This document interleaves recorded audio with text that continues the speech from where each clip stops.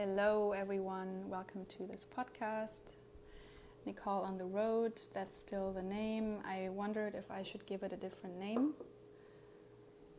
So far that's what it's called, and I really wanted to talk about the creative process, and I want to talk about a book that really inspired me, which is called Big Magic. And so this is not for just artists or people who create like things that have to do with like visual art or music. It has, what I mean by creativity and what I refer to is anything that you're creating and anything that you're starting. So in a way, you could also refer to this episode as an episode about how do you get started with something that you want to do, but somehow you either cannot even get the motivation to begin, or you begin and then you stop and then you procrastinate and then you find a million different reasons to do something else. And I want to talk about that, and I want to start. I'm going to start with a quote, and I'm just going to look this quote up.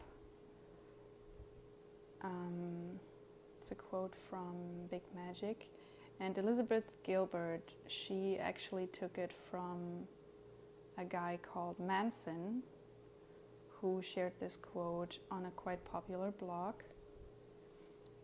Mark Manson is his name. And it's about a shit sandwich. That's what he called it, the shit sandwich. And what he means by that is that no matter what you do in life, there is always going to be some part that sucks. So in a nutshell, also how they rephrase it, everything sucks some of the time. That's normal and completely to be expected. And so you could ask yourself, what do you love doing so much that you would do it even though there are annoying parts? There are always tasks that we don't really enjoy. And I think the biggest illusion that we have about doing the things that we love and doing the things that we enjoy, that we expect ourselves to enjoy it all the time, like every single time during the entire process. But the truth is that even if you're a musician and you're playing music in beautiful places, there are times and moments where you have to practice playing the guitar, or where you have to record the same song 20 times, and that's not fun. And the shit sandwich is basically a metaphor for the parts that we don't enjoy, but that we have to accept. So you're eating a shit sandwich, but this shit sandwich is still better than another shit sandwich, and you have to choose it wisely. So basically, whatever you're doing is a shit sandwich, because there is always going to be some stuff that you don't like. And you just choose the most acceptable shit sandwich. So I'm going to give a few examples, and I'm reading those examples from a blog post.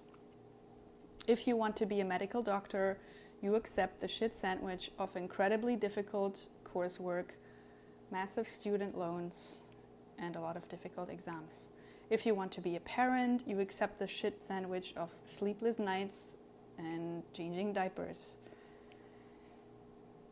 If you want to be in great physical shape, you accept the shit sandwich of lifting weights and getting your heart pumping even when you're tired and don't feel like it.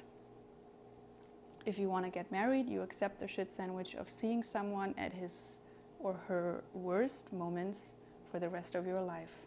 If you believe that, like assuming that you're married for the rest of your life, which I guess is the original idea, then there is definitely a shit sandwich part to that as well.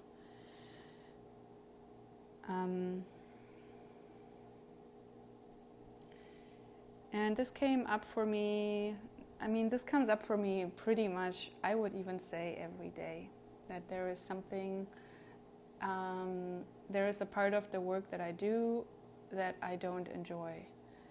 And I really enjoy teaching yoga.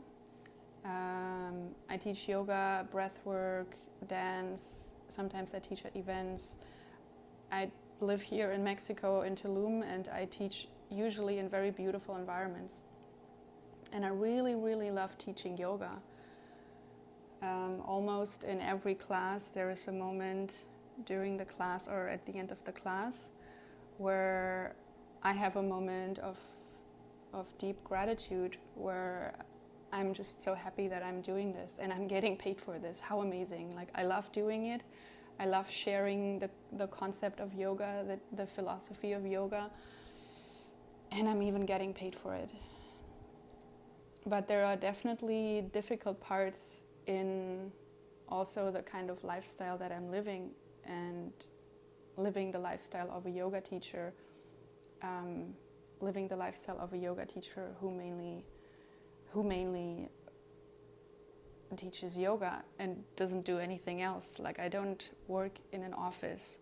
I do teach also language classes online, and I love those classes as well, but those classes are definitely a compromise.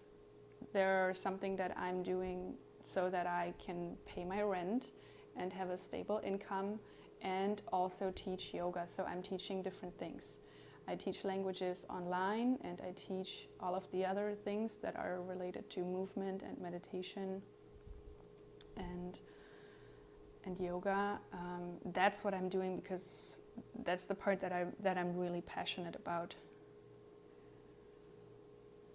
But I also there was a moment where I had to create my website, and I have to update my website on a regular basis because now there are also more people checking my website, and I'm referring people to my website after every class. I let them know that there is a website, that there are events and workshops, and obviously, well, for me it's obvious that I don't enjoy it that much to edit my website. Like, it really takes quite some time because I have to edit the desktop version and I have to update the mobile version for the phone. So for the computer and for the phone, I have to basically update two versions of a website.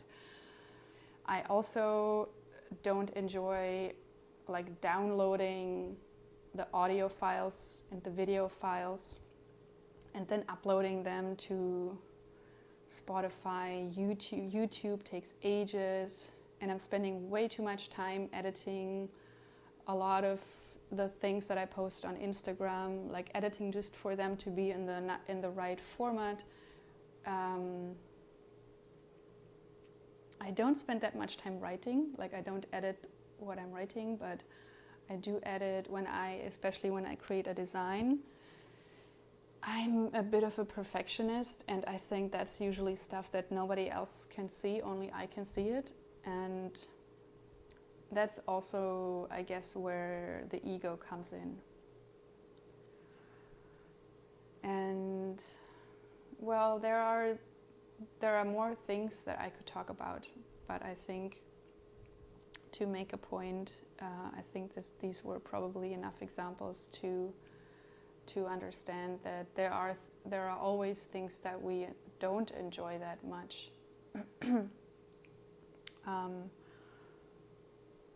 There are, teaching yoga is also not exactly a stable job, especially not when you have a high season and a low season, which is the case here in Tulum. And I'm also choosing that. So I had a headache this weekend. Like I woke up with a headache yesterday and then it went away for a little bit, and then today I woke up with a headache again, and it's probably because I pressure myself because I want to do a lot more things. I have a lot of ideas and I kind of would like to work like a machine without sleeping. That's one part of me. And then there is another part of me that's like, I want to have a relaxed, enjoyable life. I actually don't want to work at all. So I have those two voices in my head. And then sometimes when those two voices are very present, I think that probably gives me a headache, although I'm not exactly sure where it comes from. And in those moments, I usually try to take time and be in nature and kind of do nothing, like sit somewhere at the beach. That's definitely one of the beautiful parts of my life. And get clear about like what's actually going on. Why am I not feeling well? And then usually in those moments I remember that I'm choosing this and I'm choosing the challenges that I have. And I don't know who said it, but maybe you have heard the quote, everything that you're not changing, you are choosing. And I really believe this. And even if I might be able to change it, or if I could change some things, in the moment where the things are as they are, it's just healthier to also choose them as they are, because that's already the reality, and you usually enjoy your reality if you accept it, because it's already there in the present moment. I'm kind of quoting Eckhart Tolle. The people who know him will notice that. Choosing every moment, or seeing every moment, living every moment as if you have chosen it. And so I remember that I'm choosing to live this life, to live the way I'm living, and to teach classes, and to have a sometimes crazy schedule, and an unstable income, and things that are getting cancelled, and classes that are being changed, and hotels that sometimes don't pay you, and hotels that do not pay you on time, and other things that are part of the game of being a yoga teacher in Mexico.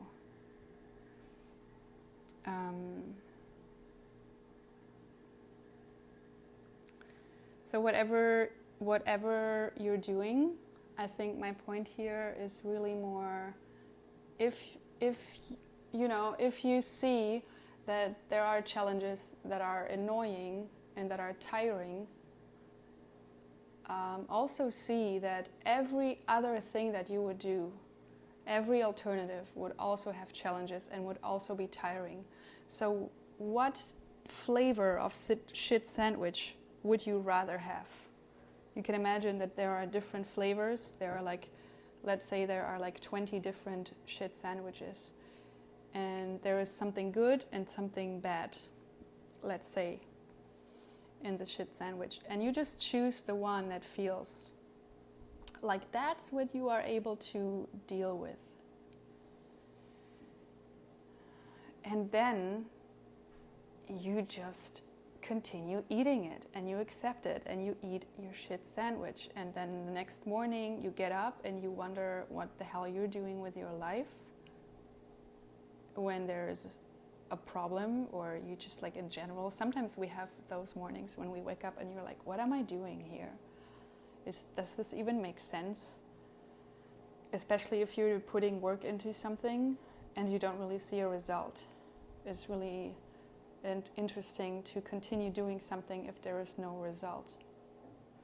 And that's true, like I said in the examples before. It's also true when you're in a marriage, or when you're a parent, you have a child. There's always a shitty part in everything that you're doing, but you always get up in the morning and you're like, is there something else that I would rather be doing, or is this just I have to accept that there is an annoying part of this, but I'm still choosing this. So this shit sandwich concept is applicable pretty much for every choice that you can have in life, where you see, okay, there are benefits and there are challenges, there are like downsides, there are two sides of the coin every time, and so you choose the one that is acceptable for you, that is worth it for you. It has to be worth it. How do you know if it's worth it? It's usually when you look at your challenges and you look at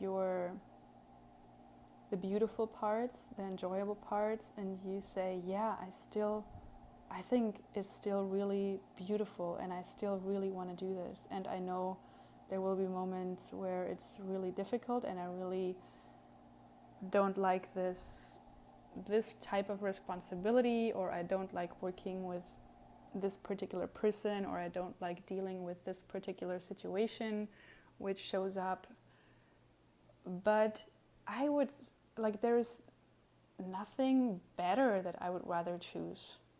And it's a nice check-in with yourself also in your life. Like, this is pretty much what happened to me when I was like 28, and I was working in Munich in Germany, and I was enjoying my colleagues, and I was enjoying the business travel. I was traveling a lot in my previous job. In the job that I was doing, I was working in a corporate job in an office for 5 years in marketing. For those who don't know, I used to work in marketing,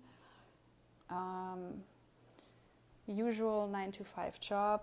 And the very end, I think I got promoted twice. I got one promotion in the, I don't know, like in the beginning of the year, and then I got a second promotion in the middle of the year. And I had a lot of business trips in that year. And I stayed in really beautiful hotel rooms. I stayed at the Hilton Hotel in London. And I had a really nice breakfast that was included in this Hilton Hotel. And I also had other trips to, like, flying from Germany to the United States, where the company would pay also really, really nice hotels. And I had like this huge king-size bed, and all for myself. And obviously the company also paid the ticket to the States. And that was really nice, and it was really fun. And I was, when I was living that type of life, I was 27, 20, already like 26, it started to be that way, and then 27 and 28. And 28 was then the year where I started to feel just more and more unhappy, and I would sit in the meeting room in the office when I would be alone in the meeting room, and I would just look, like, have these moments where I would look out of the window and wonder, like, this is what I'm doing? Like, this is it? This is what I'm doing? And then you get promoted again, maybe in a couple months or years or whatever, and like I got more money, and I thought, yeah, I'm gonna get more money, and so what? Like, and some of you who know me, they know the story already. Like, I started applying for different jobs, and I got job interviews, and I went to the job interviews. And like, that takes time, right? Like, I physically went there in person. I had a job interview, and they had like, I remember they had like a whole, like, kind of exam in this one job where it took like an hour. This whole job interview thing took like 1 hour or even more. And they accepted me in the end. Like, then later on, I received an email, and they said, yep, we like you can start the job. You want to start your job? You're accepted. You're hired, basically. And I was like, no, actually, I don't want this job. And that was the moment where I was like, well, that doesn't, something is going kind of wrong here. That doesn't really make sense. Like, what am I doing here? And I didn't really did not know what to do. I was like, what am I supposed to do? I have this qualification, I have this job experience, I have this degree. And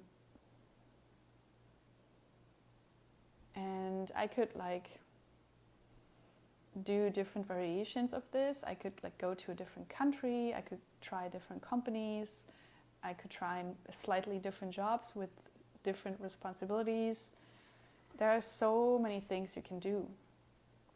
And I think I spent 6 more months like researching and thinking and doubting and wondering what I should do.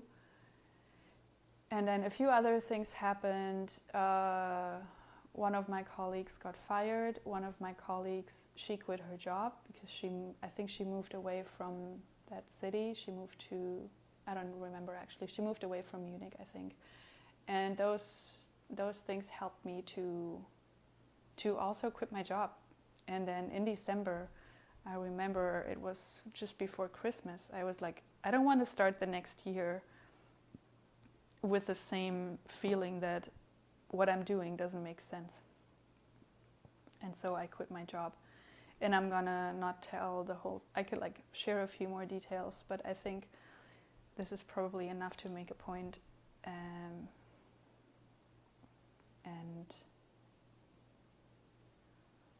And I'm not saying that you have to quit your job or anyone has to quit their job. I'm not saying that that has anything to do with being more fulfilled or that you're less fulfilled because you're working in an office. That's absolutely not what I'm saying.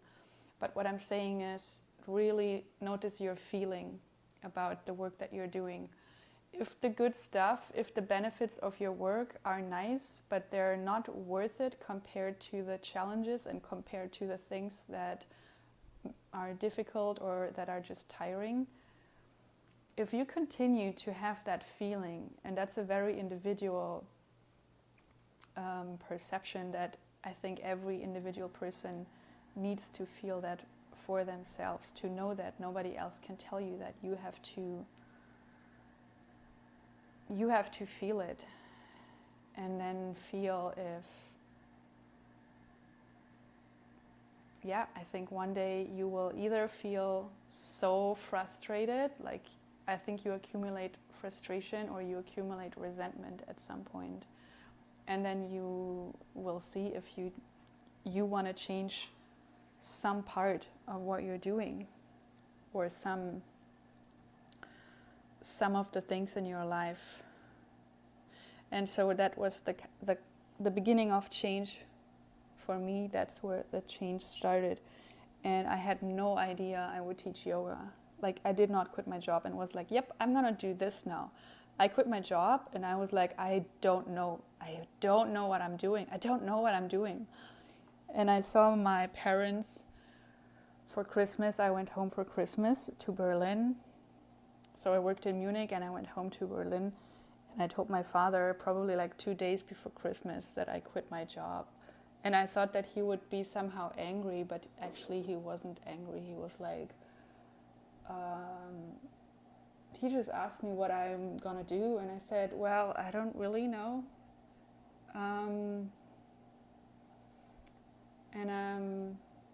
I said that I'm gonna travel. I decided to travel because I always loved traveling and I had enough money saved to travel.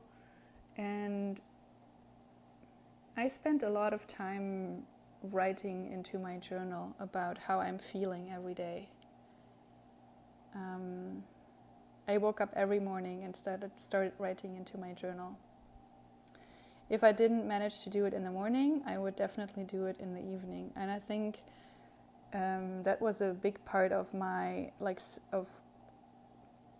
developing my self-awareness about how I'm feeling, really. Like writing it down and asking myself questions and write the questions down. And then I could also go back a couple days or like a week ago or a couple weeks before and see what I wrote. And I could see also when I felt miserable, when I had a lot of headaches, and I would just like write down, today I don't feel good, I have a headache, I'm tired. And I would just see like, yeah, this just continues to be the case. And I would have headaches on almost every weekend because I was just tired. And then that was also a reason for me actually to go to yoga. There were a number of reasons why I started practicing yoga, why I started like going to yoga as a student. And that's also how yoga started to be a more important part in my life, because it was like this moment in a week where I would just spend time only taking care of myself and feel my feelings and notice my thoughts and move my body. And that was incredibly helpful. It was just a lot more relaxed after the yoga class. And I think I took, like I had a lot of small decisions that I took. I probably took rather being really relaxed on those evenings when I took the yoga class. I usually took yoga classes at like 6 or 7 p.m. So after work, I would drive directly with the public transport. I would just pick a yoga class somewhere in town, and I would go there and take the class. And then I would feel a lot more relaxed. And then I would go home, cook dinner, and maybe do something else, or maybe just then go to sleep.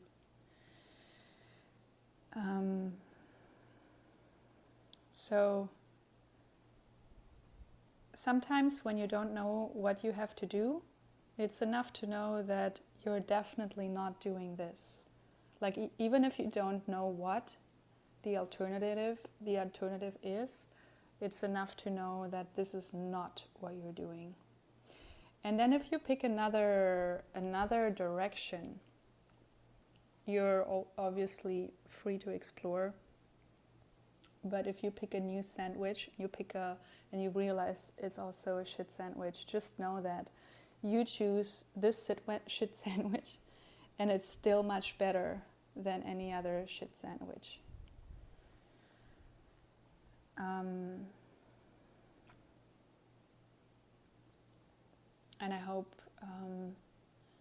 whatever you are currently doubting in your life, I think those questions about whether something is worth doing or something doesn't make sense, that's obviously a doubt.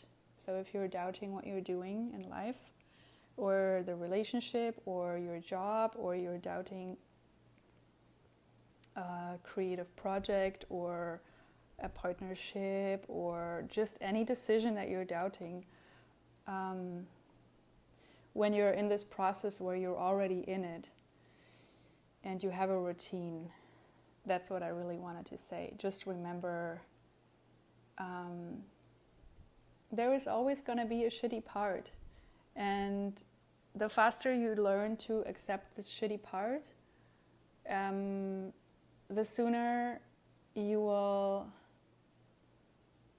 be able to continue doing without engaging in like frustration and resentment and like overthinking.